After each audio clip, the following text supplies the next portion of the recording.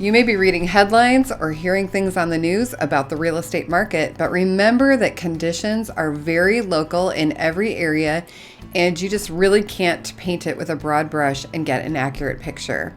I'm Schumann. I am a realtor here in the Twin Cities, and I'm going to give you an overview of what we're seeing here in the real estate market in the 7-county metro area, both in terms of what kind of offers are being accepted and what that means for buyers and sellers, as well as what the market looks like in certain segments. Today, I really want to look at single-family homes, whether they're older or new construction, condos and townhomes, and give you an idea what the appreciation has been looking like. And this has been a really interesting month for me because I typically help a lot of people find single-family homes, but in the past month alone, I've helped 2 clients with condos. One was what I would consider an entry-level unit, and the other was a luxury lakefront condo. The reason that I bring this up is that Axios Twin Cities published an article this morning talking about increased activity in the condo and townhouse segment, and that it's being driven by low inventory for single-family homes, as well as higher interest rates, which means that buyers are looking for a home and may be pushed into a community like this for now as they wait for either inventory to increase, interest rates to drop, or their financial position to get a little stronger and better and allow them to compete for a single-family home. The other interesting piece of this was that both of these condos ended up having competing offers on them after each having been sitting on the market for a couple of weeks. And one of them we were able to get still below asking price, and the other one we did have to pay a little bit above asking, but not dramatically. It's kind of a perspective on that portion of the market personally, and I'll talk about what that means from a numbers perspective. But another few tidbits that I think are very interesting as we watch a shift in the market is what types of offers are being made and accepted. Watching this change over time has been really interesting. And while we're still in a seller's market, yes, still, we've been in one for at least 10 years, it's not the insanity that we saw for the past couple of years. You can see some ease in the competition as there are now fewer buyers competing for the same homes. This doesn't mean that there won't be multiple offers on homes. Hello, my 2 condos there. All right, people are still waiving inspections at a pretty wild rate. In my opinion, this is something that should only be done in pretty specific circumstances. The first is that you're buying new construction and have a stack of inspections and certifications and a statutory set of new construction warranties like we have here in Minnesota.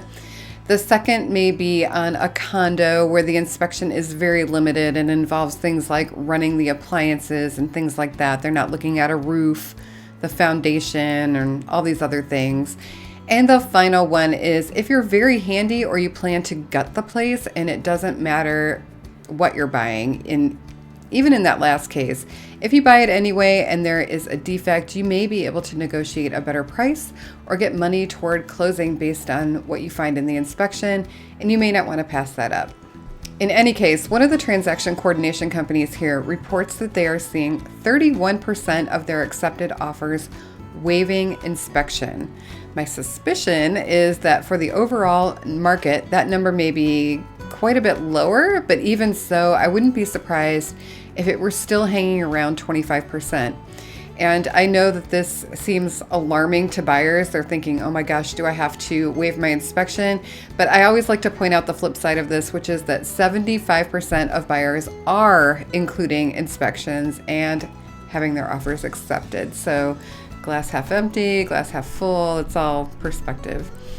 Other terms that really stand out to me are the increase in FHA loans that are being accepted. These were like 2% of all loans in about a year or 2 ago.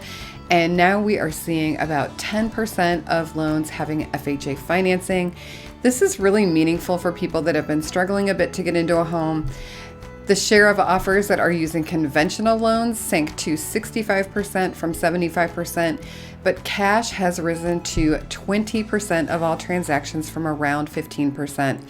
I do think that this is accurate too, because I have had quite a few cash buyers in the past couple of months, and to be honest, well over 20%, probably more like 50%.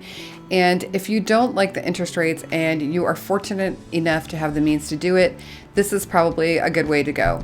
Plus, it makes for a really easy transaction with many fewer contingencies, and sometimes that is very attractive to sellers who want to reduce risk and can be an incentive for them to accept an offer that might be somewhat lower than one that is financed. The transaction coordinators also report that 16% of their offers are being accepted contingent on the sale of a buyer's property.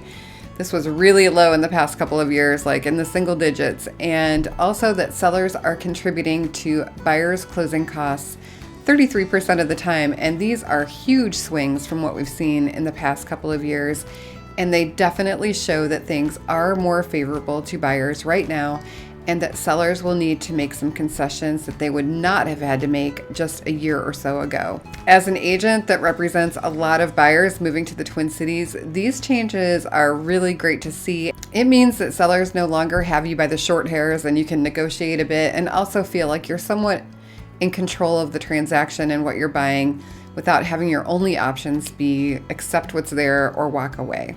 And at the same time, we need to keep our eye on the housing supply. So Lawrence Yun, who is the chief economist for the National Association of Realtors, just made the following statement. He said, "There are simply not enough homes for sale. The market can easily absorb a doubling of inventory."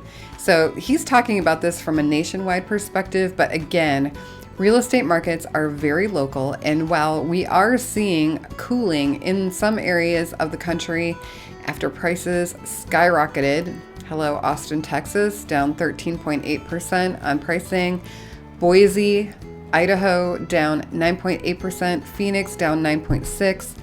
The Midwest, it's kind of done its boring old thing and stayed relatively stable by comparison. I mean, we're not exciting, but you're not going to lose your shirt.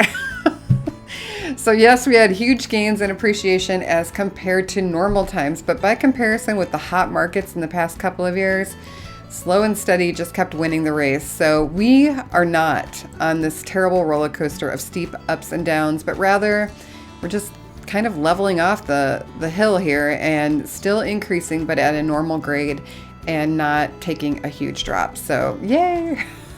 For sensible Midwestern boringness. So let's take a look at what the housing market is doing in the 7-county metro area as far as year-over-year appreciation. Single-family homes are still chugging along here with appreciation coming in at 3.2% increase year-over-year. New construction is higher in price as a whole, and appreciation year-over-year is higher as well. And this is really a good place to look for buyers who are not looking to be in competition or maybe want a rate buy down from the builder. Either way, prices are not falling. Townhomes have appreciated at 7.1% year over year, so they are indeed the big winners as far as home price appreciation goes, just as Axios stated, and I do believe that some of this is due to increased demand from people not able to get into a single-family home, but also not wanting to rent or live in a condo. Finally, condos are showing a modest 2.6% increase in appreciation year over year. No sky falling here in Minneapolis, St. Paul, just a nice, steady, moderate climb. Single-family homes are staying on the market for about an average of 34 days, which means that they are under contract and entering a contingency period within about 3 weeks. And that feels like a lifetime after the past couple of years when things were just going like lickety-split in a weekend. And it may actually feel like a lifetime when you're the one selling your house, but it is actually not that long.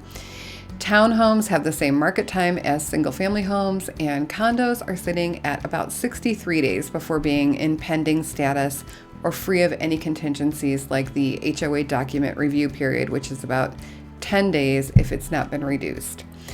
All right, so that is all I have for today. I hope this gives you a different perspective on what is happening here in the Twin Cities Metro than you may be hearing other places, and also a good idea of what's happening here versus the rest of the country. And I hope it helps you understand what you may be about to enter as you become either a buyer or seller. Thanks for watching.